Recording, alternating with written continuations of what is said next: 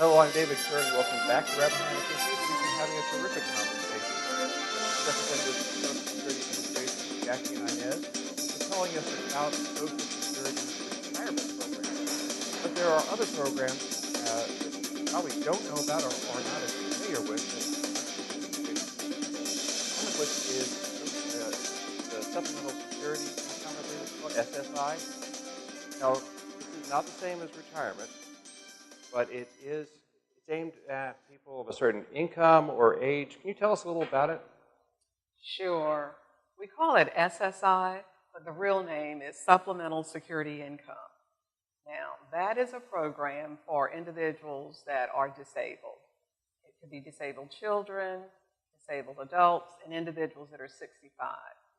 The difference between SSI and regular Social Security is that with Social Security, you're actually you're paying on a disability insurance policy. Right. Because part of our taxes is actually paying for disability insurance, okay? So when an individual has enough work under Social Security and they become disabled, their insurance policy is paying them money back. SSI, on the other hand, that money is coming from the general revenues. So your federal income taxes. It doesn't come from the Social Security Trust Fund. It does not. It's coming It's from... almost like a separate program. It is a totally separate program because initially SSI was handled by the states.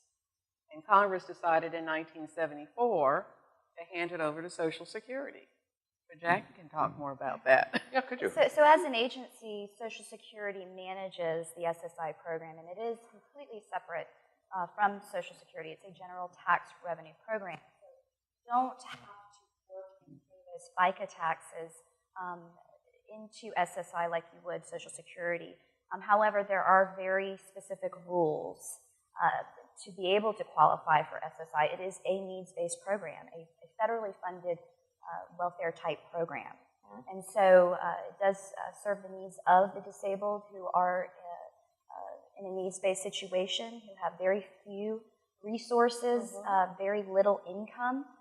And obviously with the disability side of it, we have to ensure that the individual meets the disability requirements. 100% disabled, unable to work and earn over a certain amount, It's $1,090 a month. for Social Security. For Social Security, that's right. That's right. And then the SSI has even more tighter limits on the income requirements.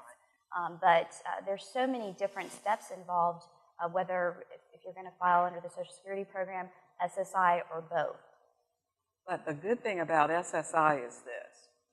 Oftentimes, if you have an individual who is really in need, okay, one of the things that a sick person needs is health insurance. Right.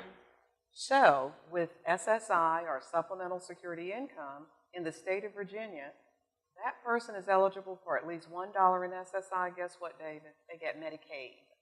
Also, They have health insurance. which is incredibly valuable. That's right. So remember, only $1 in SSI, Supplemental Security Income, means that the person is eligible for Medicaid, which helps pay for those doctor bills. Whereas on the other hand, with the Social Security Disability Program, they get Medicare after 2 years. After 2 years. Right, after 2 24 years. months. That is 24 correct. months. Is there a particular reason why the waiting period? Well, Or just the way it was written? there are actually 2 waiting periods for Social Security disability, okay? Once we determine that an individual is disabled, now the definition of disability for Social Security can sometimes sound a little harsh, but our definition is that you've got a medical or a physical condition which prevents you from doing substantial work. Substantial work in 2016 for us is $1,090 a month. So David, you know, oftentimes an individual is still working, but they're really disabled.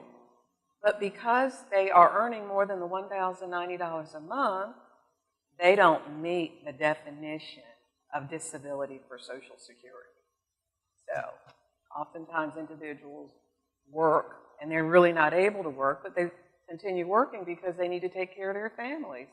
And there's a 5-month waiting period after we determine that a person is disabled. So if someone became disabled on January 3rd, okay, so February, March, April, May, June, that's their 5-month waiting period. They're not eligible until July, and they don't get the July check until August. So, And you were talking about they had to have a certain amount of time in working before they could apply for disability. They had to have had some time. It was because you, in our break, you're equating it to a disability insurance policy, which it really is. right, it is. And so you have to have a little more time in it before you're best. How long is that? Yeah, under the Social Security Disability Program, the general rule is that you have to have worked the most recent 5 out of the last 10 years. Whereas under the SSI, the Supplemental Security Income Program, the date that the claim is filed is potentially the earliest date that you could actually be entitled, and there's no rules for work. You don't have to have worked at all to qualify for the SSI program. If an individual hasn't worked enough under the Social Security program, they could technically, they could be denied technically, which we would not even move the claim for a medical decision because all cases have to be proved technically before we can take them to the next step. Well, one thing I've heard a little about from time to time is it's a very positive program. Is that when people are on disability, sometimes they get better. Therapies, new training, they want to re-enter the workforce. It's not unusual, and I think that's something people need to understand. Yes. But if you've been on disability for a number of years and say you've gotten new training so you can go out and get another, there are a different type of job that you weren't qualified for before. You go into sort of a trial work period. You got it. We call those work incentives. So after an individual becomes eligible for Social Security disability, we still want them to test their ability to see if they can work, again, work incentives, without fear of losing their Social Security disability check. So if they get a 9-month trial work period, and then after that they get a 36-month extended period of eligibility, and then beyond that, they can still get Medicare for up to 90 months after they start work. It's a very strong incentive to. It is very strong. We want individuals to get better, and we want them to try to go back to work. That's a very positive note to end this interview on. I want to thank you very much for being with us today. Thank you. Jackie and Inez, you've been terrific. Now, if you want to, I wonder if you could repeat the Social Security website again. Okay. It's www.socialsecurity.gov, and Jackie's going to say it again. It's www.socialsecurity.gov. And it's www.socialsecurity.gov. And also, there is a Social Security office in Fredericksburg. So that's another avenue. And and on the website, you can find a phone number with a real person to talk to on the other end. It's a very easy organization to contact. So thank you very much for joining us, and we hope you'll tune in again next week for Rappahannock Issues.